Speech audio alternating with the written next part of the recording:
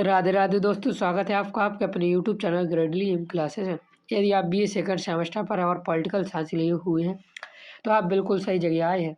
यहाँ से आपका 100% कोर्स कंप्लीट होने वाला है। आपका पेपर थ्योरी हो एमसीक्यू जो कंप्लीट करवाएंगे आप यहीं से।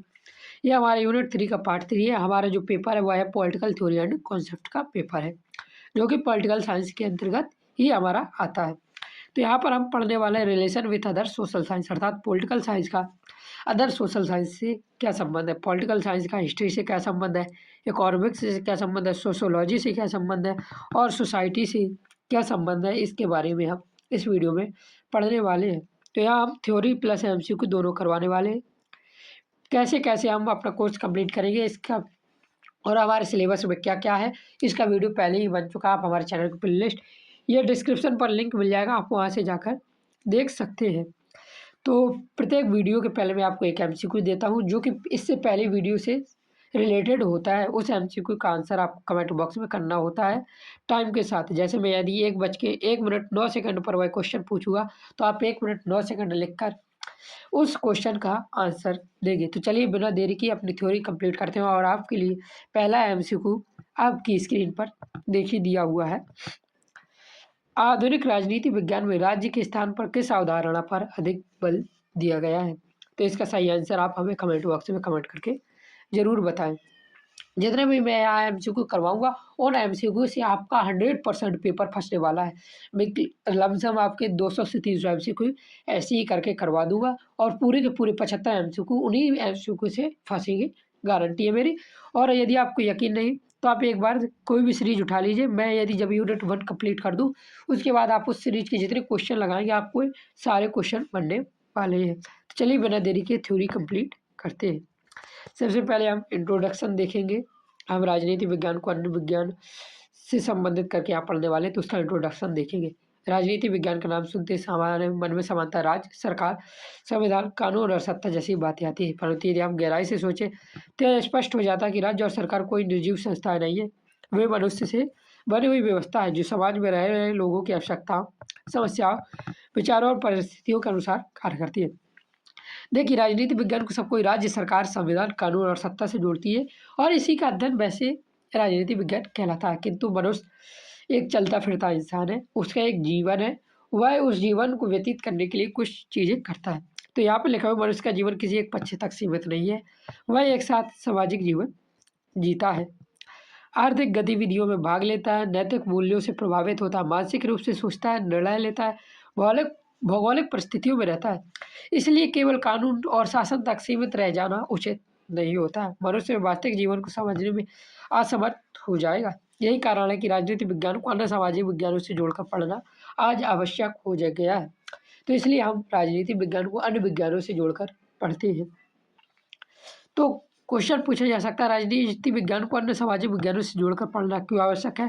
क्योंकि मनुष्य के वास्तविक जीवन को समझने के लिए राजनीतिक विज्ञान को अन्य सामाजिक विज्ञानों से जोड़कर पढ़ना आवश्यक हो गया है।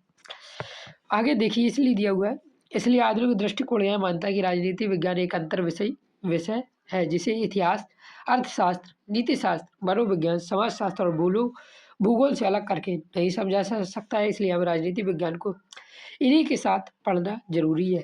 तो इसी के बारे में हमारा राजनीति विज्ञान का इन अन्य सब्जेक्टों से किस प्रकार संबंध देखेंगे। इंपॉर्टेंट क्वेश्चन आएंगे यहाँ से, तो आप क्वेश्चन जरूर देखते जाएं। एमसीक्यू मैं पूछूंगा, आप बताइए। 6 से 7 एमसीक्यू मैंने इस वीडियो पर लिए हुए। राजनीति और इतिहास का संबंध किस प्रकार है? तबीयत थोड़ी डिस्टर्ब है, आवाज़ में यदि दिक्कत हो तो थोड़ा एडजस्ट कीजिए। यदि आपको यहाँ तक समझ आ रहा है तो वीडियो को लाइक जरूर कर देना।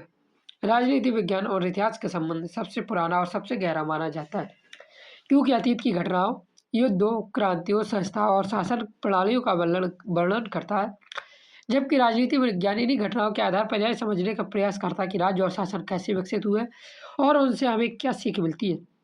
जैसे इतिहास में हुई हमारी जो युद्ध होती है, क्रांतियाँ होती है, संस्थाएं होती है, क्यों हुई, किस वजह से हुई, इसका अध्ययन हम कहाँ करते हैं? इतिहास में करते हैं।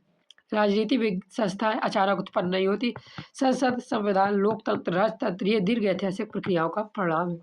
हमारा ना ही संविधान एक दिन में बना, ना ही संसद एक दिन में बना, ना ही हमारा देश लोकतांत्रिक एक दिन में बना। यह इतिहास की घटनाओं युद्धों और क्रांतियों के परिणाम है कि आज हमारे देश में संसद, संविधान, लोकतंत्र है। इसलिए इसे क्या कहा गया? दीर्घ ऐतिहासिक प्रक्रिया कहा गया है, याद रखना। आगे दिया हुआ है, इतिहास राजनीति विज्ञान को अनुभव प्रदान करता है। अतीत में कौन सी नीतियाँ सफल रही, कौन सी असफल रही। अर्थात इतिहास से हम जाने कि जो नीतियाँ सफल रही उन नीतियों को बनाया जाए, और जो असफल रही उन नीतियों में सुधार करके या तो प्रस्तुत किया जाए या उन नीतियों को ना ही बनाया जाए। इसका ज्ञान भविष्य की नीतियों को बेहतर बनाने में सहायक होता है। इसी कारण इतिहास को राजनीति विज्ञान की प्रयोगशाला भी कहा जाता है। याद रखना, क्वेश्चन पूछा जा सकता है, इतिहास को राजनीति विज्ञान की प्रयोगशाला क्यों कहा जाता है? क्योंकि यह भविष्य की नीति बनाने में बेहतर होती है और हमें सहायता प्रदान करती है। इसलिए राजनीति विज्ञान की प्रयोगशाला हिस्ट्री को अर्थात इतिहास को कहा जाता है। प्रसिद्ध इतिहासकार सीले का कथन यहाँ अत्यंत उपयुक्त होता है। याद रखना, सीले का क्या कथन था? राजनीति को इतिहास से अलग कर दिया जाए तो वह अशिष्ट हो जाती है, अर्थात उसका कोई शिष्ट नहीं बचता है। यदि इतिहास राजनीति से अलग हो जाए तो वह केवल साहित्य बनकर रह जाता है। किसने कहा था? यह सीले ने कहा था। इंपॉर्टेंट क्वेश्चन है, बार बार पेपर में पूछा जाता है, याद रखना। और आगे कहा, यह कथन इस बात को स्पष्ट करता है कि दोनों विषय एक दूसरे के बिना अधूरे हैं, अर्थात राजनीति विज्ञान और हिस्ट्री एक दूसरे के बिना अधूरे हैं।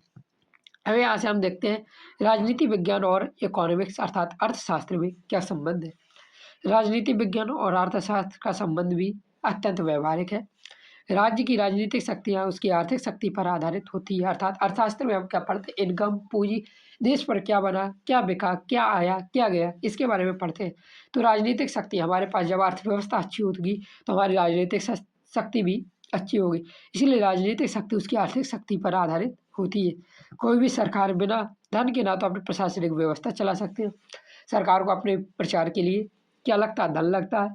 प्रसार के लिए धन लगता है, योजनाओं के लिए धन लगता है, और ना ही जनता के लिए कल्याणकारी योजनाएं बना सकती है। अर्थात बिना अर्थशास्त्र के, बिना इनकम के, बिना धन के ना ही कल्याणकारी योजनाएं बन सकती है, ना ही प्रशासनिक व्यवस्था चला सकती है। सेना, पुलिस, शिक्षा, स्वास्थ्य, सड़क, उद्योग, ये सभी राज्य की आर्थिक क्षमता पर निर्भर होती है। यदि राज्य की आर्थिक स्थिति कमजोर हो तो राजनीतिक अस्थिरता उत्पन्न हो जाती है। इतिहास में अनेक क्रांतियाँ और आंदोलन आर्थिक असमानता, गरीबी और बेरोजगारी के कारण ही हुए हैं। आज भी हमारे देश में क्रांति हो जाती है छोटे छोटे एग्जाम को लेकर, जैसे एसएससी को लेकर। एसएससी में पेपर लीक की हमेशा वो रहती है, एग्जाम का पेपर सही से नहीं आता पेपर। इस प्रकार से यह क्या होती है? क्रांतिकारी और आंदोलन भी आर्थिक असमानता, गरीबी और बेरोजगारी के कारण ही उत्पन्न होती है। राजनीति विज्ञान में बजट निर्माण, कार्य प्रणाली, कर प्रणाली, आर्थिक नियोजन, संसाधनों के वितरण जैसे विषयों का अध्ययन किया जाता है। एक सेकंड रुकिए, जो मूलतः क्या है? अर्थशास्त्र से संबंधित है। इस प्रकार राजनीति विज्ञान और अर्थशास्त्र एक दूसरे के पूरक बन जाते हैं। आगे देखते हैं राजनीति विज्ञान और नीति शास्त्र का। राजनीति विज्ञान और नीति शास्त्र के संबंध में हम देखेंगे। नीति शास्त्र मानव आचरण के नैतिक पक्ष का अध्ययन करता है। राजनीति विज्ञान जब राज्य और शासन का अध्ययन करता है तब यह प्रश्न स्वतः उठता है कि राज्य की नीतियाँ नैतिक हैं या नहीं। अर्थात कोई भी नीतियाँ जब बनती है वह नीति नैतिक को ध्यान पर रखकर बनाई जाती है, किसी से उससे मानहानि या कुछ ऐसा हो तो नहीं रहा। यदि राजनीति केवल शक्ति पर आधारित हो तो नैतिकता से रहित और दमन और अन्याय का साधन बन जाती है। अंतर्राष्ट्रीय राजनीति में भी नैतिकता का विशेष महत्व होता है। युद्ध, शांति, संधियां और मानवाधिकार जैसे विषयों में नैतिक सिद्धांतों की भूमिका स्पष्ट रूप से दिखाई देती है। इस प्रकार नीति शास्त्र राजनीति विज्ञान को नैतिक दिशा प्रदान करता है। तो क्वेश्चन पूछा जा सकता है, नीति शास्त्र राजनीति विज्ञान को क्या प्रदान करता है? तो याद रखना, नैतिक दिशा प्रदान करता है। आगे देखिए, दिया हुआ है राजनीति विज्ञान और मनोविज्ञान का किस प्रकार संबंध है। मनोविज्ञान मनुष्य की मानसिक क्रिया, भावना, व्यवहार का अध्ययन करता है। राजनीति विज्ञान में यह जानना अत्यंत आवश्यक है कि लोग कैसे सोचते हैं, क्यों किसी नेता का समर्थन करते हैं और किन परिस्थितियों में विरोध करते हैं। आजकल तो लोग धर्म के नाम पर विरोध और समर्थन कर रहे हैं, तो इसी सब का अध्ययन मनोविज्ञान में किया जाता है। राजनीतिक निर्णय केवल कानून और संस्थाओं के आधार पर नहीं लिए जाते, बल्कि नेताओं और नागरिकों की मानसिक प्रवृत्तियों की भूमिका निभाते हैं। मतदाता व्यवहार, जनमत निर्माण और राजनीतिक नेतृत्व को समझने में मनोविज्ञान की सहायता ली जाती है।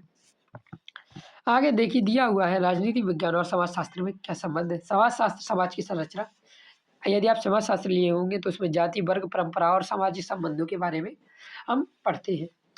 राजनीति और समाज को अलग अलग नहीं देखा जा सकता है। ठीक है। अब देखिए राजनीति विज्ञान और भूगोल में संबंध। प्राकृतिक आपदाएँ होती हैं, जैसे भौगोलिक स्थिति, सीमाएँ, जलवायु और प्राकृतिक संसाधनों का अध्ययन करता है। कौन करता है? भूगोल। ये सभी राज्य की राजनीतिक और नीतियों को प्रभावित करते हैं। किसी राज्य की भौगोलिक स्थिति उसकी सुरक्षा नीति, विदेश नीति और आर्थिक नीति को निर्धारित करती है। उसके भूगोल को देखकर ही हम पता कर सकते हैं यहाँ पर कौन सी चीज़ हमें उपलब्ध हो सकती है और उसी आधार पर वहाँ की नीतियाँ बनाई जाती है। अब एक बार हम सारा दृष्टिकोण देख लेते हैं, इसके बाद आपको एमसीक्यू दिखाएंगे और एमसीक्यू इसी से रिलेटेड होंगे, तो आप एक बार समझ पाएंगे कि इस थ्योरी से किस प्रकार से एमसीक्यू पूछे जाते हैं।